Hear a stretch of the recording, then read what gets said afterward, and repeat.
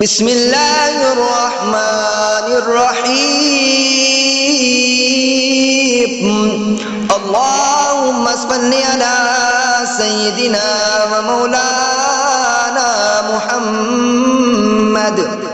صاحب التاج والمعراج والبراق والعلم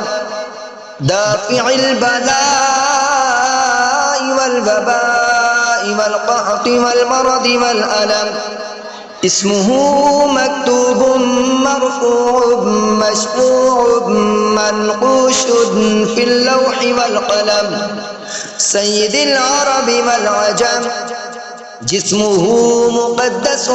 موتر مطهر منفر في البيت والحرم شمس الضحى بدر الدجى صدر العلا نور الهدى كافي الورى مصباح الظلم جميل الشيم شفيع الأمم صاحب الجود والكرم والله واصمه وجبريل خادمه والبراق مركبه والمعراج سفره وسدرة المنتهى مقامه وقاب قوسين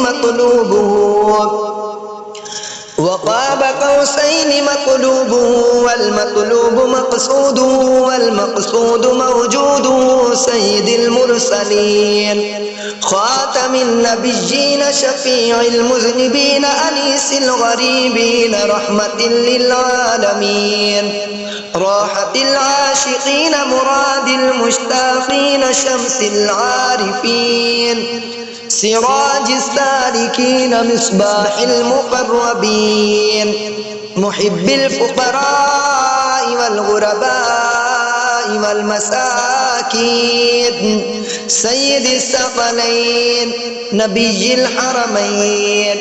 إمام القبلتين وسيلتنا في الدارين صاحب قاب قوسين محبوب رب المشرقين ورب المغربين جد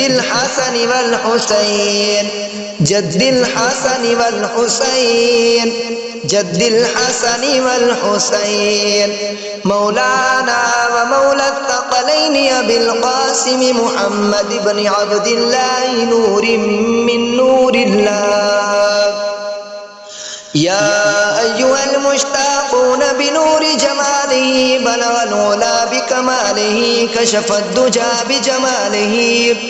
حسنت جميع خصاله صلوا عليه وآله وأصحابه وسلموا تسليما كثيرا آمنت بالله صدق الله العظيم